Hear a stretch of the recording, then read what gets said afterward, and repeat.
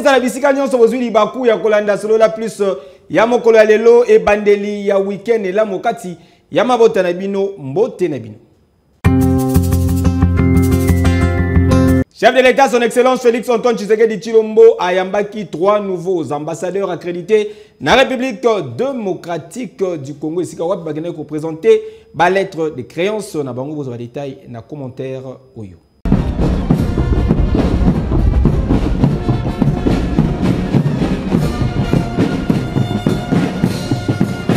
Hongrie, Danemark et Pakistan, 3 États et Europe et Asie du Sud Baouti ko accrédité, ambassadeur extraordinaire pe plénipotentiaire na bango, non résident na République démocratique du Congo Lobieleki, plus précisément mokolo ya jeudi 23 mai 2024 au cours ya cérémonie moko protocolaire et sika wapi rituel ezalaki respecté à la ligne.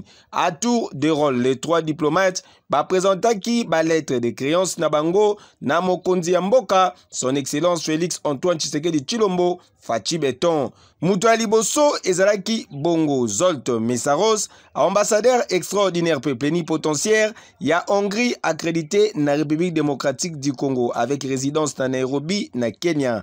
Et sika wapi azali ko représenté également mboka na ye depuis 2020. Na livre d'or diplomate hongrois atalisi volonté ya mboka na ye pona ko redynamiser ba relation entre République démocratique du Congo pe Hongrie na yango batalisaki pe posa ya ouverture ya bureau diplomatique moko na Kinshasa depuis année eleki pe batalisaki ki Hongrie a accordaka chaque année 10 bourses d'études na ba jeunes congolais.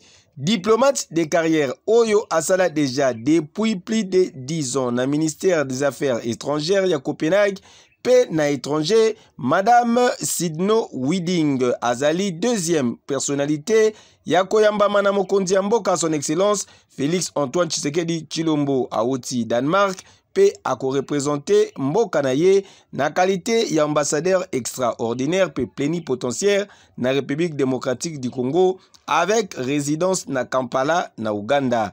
Isengeli boye bake a serva mboka na ye Danemark na ba chancellerie ebele na Afrique. Ambassadeur Widing azali détentrice ya maîtrise en sciences politiques. Diplomate danoise akomaki pe na livre d'or pour na kotalisake mboka na ye ezali na posa ya entreprendre ba relation privilégiée na République démocratique du Congo.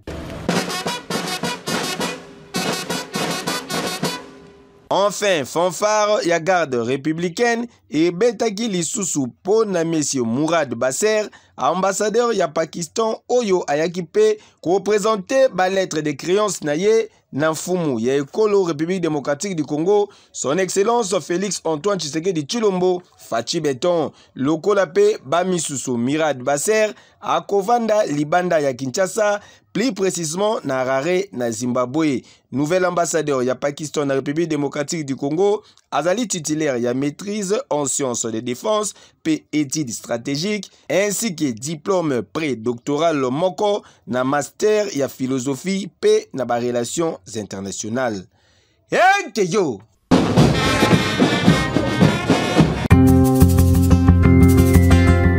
Nangambu ya Congo Brazzaville, le gouvernement a talissi quelques obus en provenance ya Kinshasa et koyaki kuna pe et saliba dégâts ya makasi vous avez détail na reportage. Babiton ya quartier Bakongo na 2e arrondissement ya Brazzaville balamukaki na tongo ya dimanche 19 mai 2024 na se ya lokito ya Masasi tiré selon l'autorité ya Brazzaville depuis ville province ya Kinshasa suite intervention ya armée congolaise sur Basayan oyo batantaki coup d'état baobi ekoyaki na 5 balabala ya quartier Bakongo oyo esalaki ba dégâts ya minene. Informé na situation, maire ya Bakongo a kitaki sur place pour na kosala constat. Alerté, informé, nous nous sommes rendus sur les lieux où nous nous trouvons présentement pour constater, n'est-ce pas, et faire un état des lieux en termes de dégâts matériels et surtout humains. Nous sommes ici sur la rue Alexandrie, alors quelques dégâts matériels assez importants et un dégât humain. Ce sont les effets collatéraux de ces détonations, de ces explosifs que nous avons reçus en provenance de Kinshasa. Maintenant, vous dire l'origine, qu'est-ce qui s'est passé de l'autre côté, nous attendons que les officiels eux-mêmes, Jean Suzan, mais la hiérarchie qui est là, maîtrise mieux l'information pour que les populations de Brazzaville et celles de Bas-Congo s'apaisent. Ce qui est important dans un premier temps, c'est de se rassurer qu'il n'y a pas eu mort d'homme, qu'il y a eu des dégâts matériels assez importants sur les habitations, mais je pense que personne n'est mort, et c'est déjà ça, Dieu merci, et le reste, on verra et vous serez informés en temps opportun. Quelques victimes, yaba projectile Oyo, Batalisa Kipe Boye. À 5h30, j'ai entendu seulement le bruit. J'ai entendu seulement, parce que moi je dormais au salon. J'ai entendu seulement le bruit. Bah, moi j'ai dit, ah mais ça c'est quoi? C'est le cartouche. Je suis allé réveiller la famille. Madame et les enfants, quoi. Ils étaient dans la chambre, moi j'étais là. Moi je crois que c'était quoi? Peut-être le tonnerre, moi je crois que c'était le tonnerre, c'était le hobby. Je ne sais pas si le hobby ou le lance-roquette, moi je ne savais pas. C'est la flamme qui sort de la maison. Je ne connaissais pas là où ça venait. Et puis du coup, bon, c'est là où je me suis senti que non, que c'est maintenant, c'est des coups de flamme, tout. J'étais au lit, je dormais vers 5 h du matin, j'ai entendu un bruit. Je me lève, c'est mon garde-linge qui était dispersé, j'ai senti une odeur et il y avait de la fumée. Donc mon premier réflexe, c'était de d'abord prendre l'enfant et de sortir. Il y a eu des éclats. Donc c'est la doudoune en fait qui a fait que, on dirait, a aspiré. Je ne sais pas comment ça s'est passé, en tout cas c'est... Du coup les éclats ne sont pas revenus vers moi parce que mon lit était carrément en face du garde-linge. Et le truc est tombé en face là-bas. J'ai entendu seulement une seule détonation, c'est au moment où je voulais sortir de la chambre. Avec un brouhaha terrible. Et ça a fait un fracas dans la maison.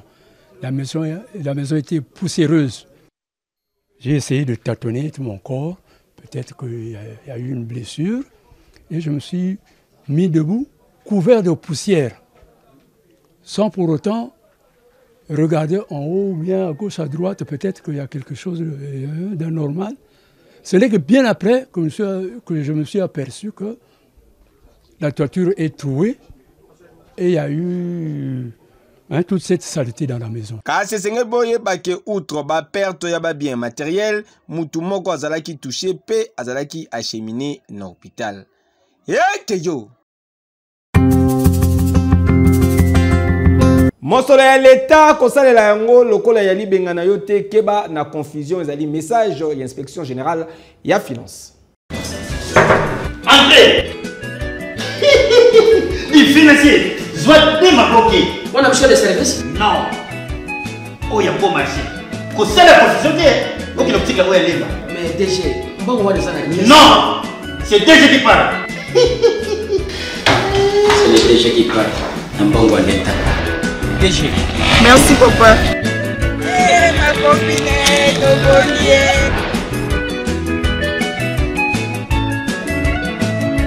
conseiller dans mon bureau. Excellence. Au moins, il tout capable de faire ça. Oui, excellence. Kamata moko. Kende ko pesa na tata mwasi na meko. Kaka ndenge na lobi. Conseiller. Bateau ya facture wana. Mbongo na bango esali boni. 90 millions de francs congolais. Bakisa ba 0 mibale. Et komi boni 9 milliards. Likolo wana nde ya biso. Yoko bima gouvernement kakabu. Bongo l'État. Eh papa lekani mutuka yango. Oh.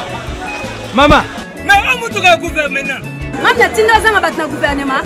Naza tata moi c'est excellence. Tata moi c'est excellence. Mon Rizali. Mon inspecteur. Naza préparé te ngamo ko na roya na IGF.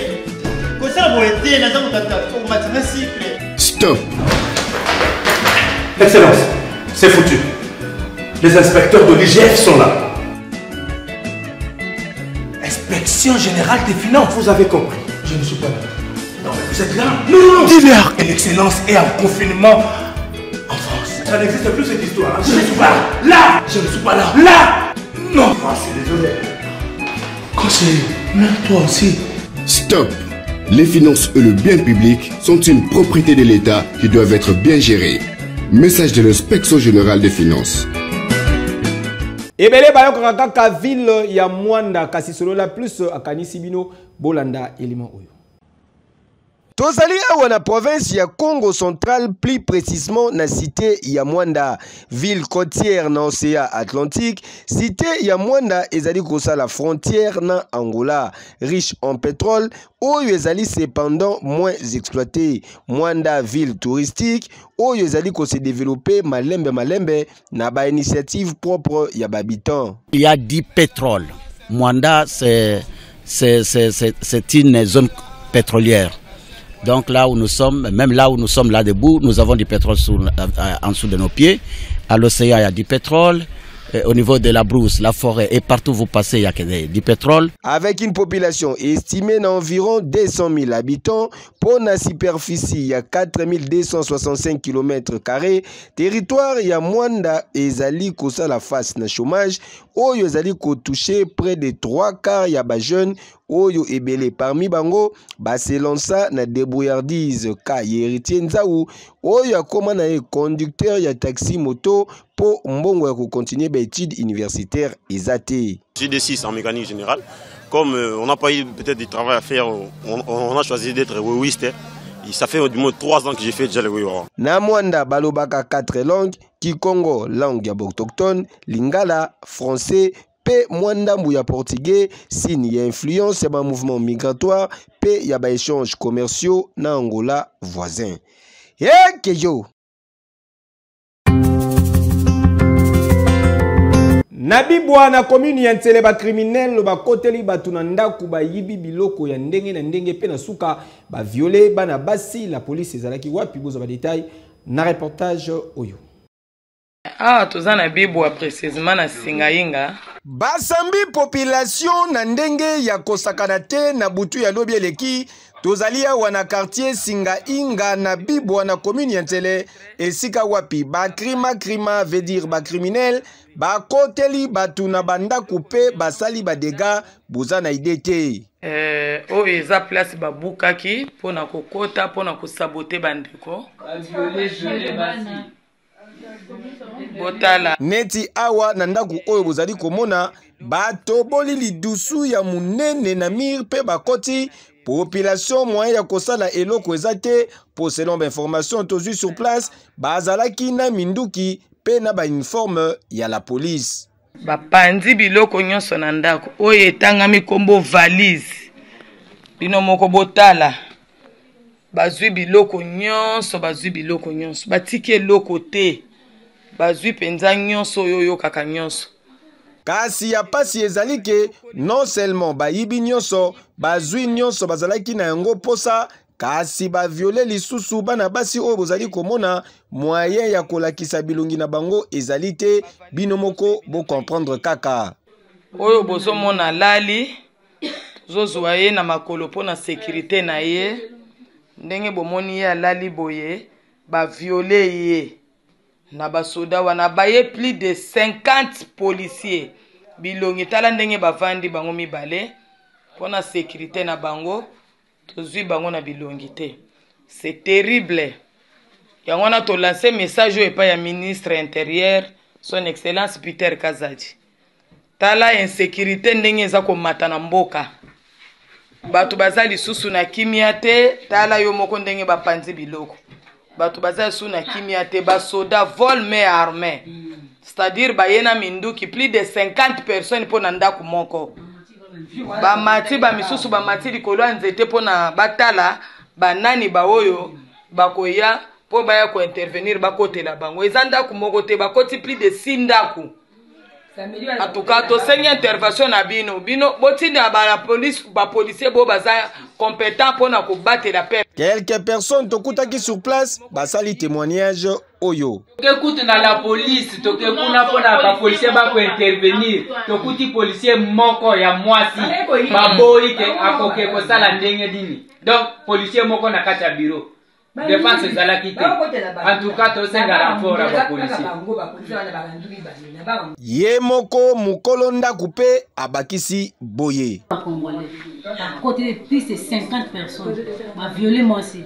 Bayaki bazo benga maman obengi na toti toyaki na ndako oyo poto zwambongo to zumbongo to ni basale banya basala abi mobeno abiki balongo linga na alliance bisa ko elembo neko bo o raté mobile na mbongo na nini sana bopa poto ya intervention na bino bana ngani so bazaya ko violer bango batike bango nini na nzoto c'est masi ya mabe na nzoto bani nzoto na bango amebali ba poste na munoko mwana na ngai ya mwasi salte maya mibali ba sope na kati ya munoko yoka sabotage papa sabotage ya ndenge wana sabotage ya ndenge wana na ukata ko tute nifaki na ndako nyoso bakena nyoso ndako ba pasoli bongo nini batindi akona baya bozo bazu yango te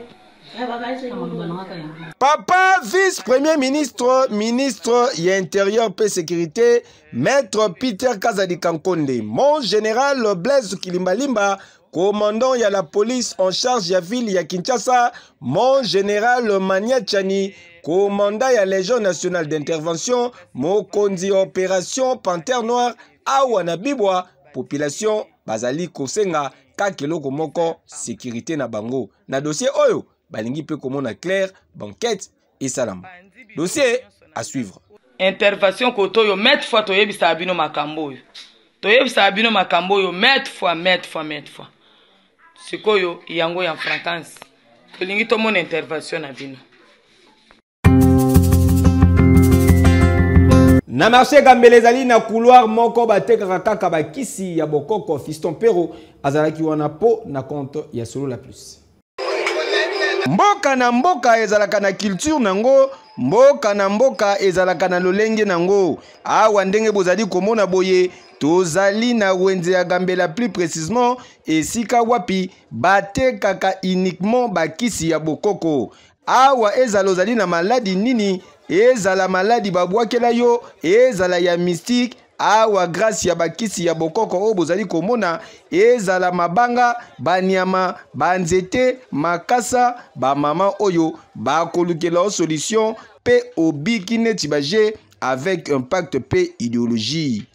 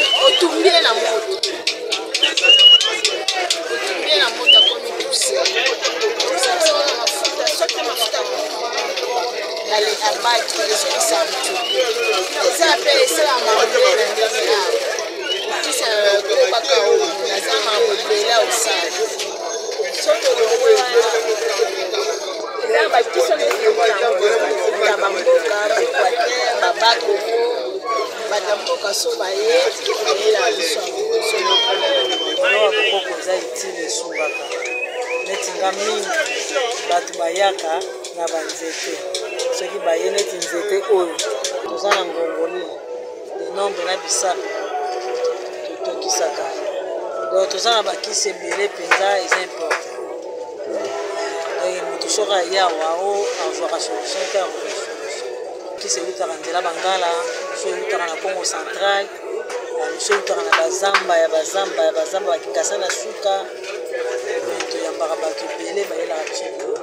Conscient en existence ya médecine moderne kasi batalisi ke oyo bango basalaka ezali héritage oyo bakoko batikela bango.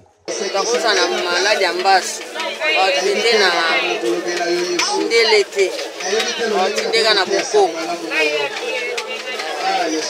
basu batretango kana bokoko pesi batretango kana bokoko ouais mambo ebele ka mingi etala pena bokoko mono ke na mondele bo esimbi te batindi okaka na bokoko nde totreta na batindi wandima bokoko te bokoko bakosa na bato bokoko basala te bokoko ezala bien makasi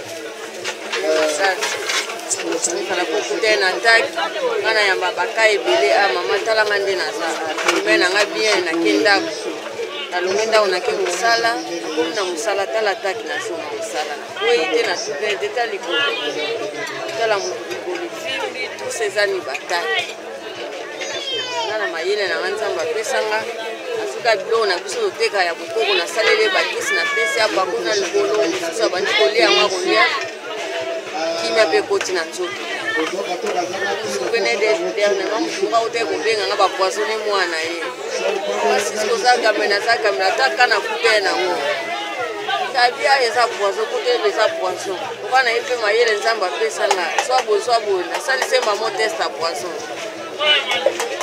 sala boye masisi kantuka ndenge olobi net eza poison esali penda boye swa boye kana bino biloko na bisa bokoko swa boye sangisa bozongisa boye mwana tanga amelanga 30 minutes abando somba kusante ezani bokoko omingi bakoya bandima bokoko te babaate makambo bakosa bokoko soki ezali eza makambo ebele kaka atolekontina suka ezali bokoko nde ezawa bokoko eza mayele oyo nzambe nde mizapesaki biso kasi malgré savoir faire na bango bakutanaka mpe na badifficulté ebele ndenge batalisi awa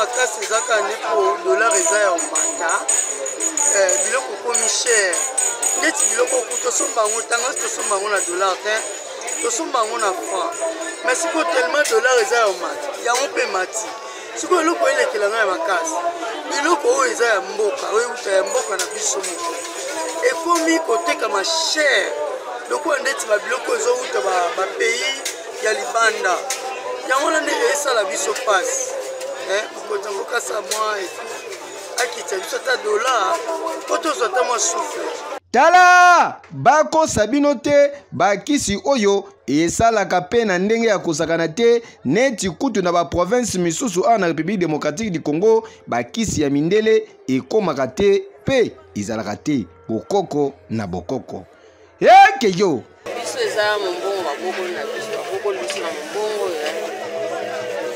na mbongo mama teki yango papa na bilete toya azolakisa biso lelo mpe nzambe asungi tozwi mabala na biso toki na bandako na biso mombongo ka yango lokango ninango silaka te sola plus ya mokola lelo ekomi na suka bosepelaki na baimage bopesa merci na Dio d'enfer Serge Lokondo pe Jacob Kayanda nde bazalaki na sima caméra régie finale simamaki na yemoko Jérémy Foueta bama tabakita babalukala mabele fils Maniboika machine na préféré bino Ekio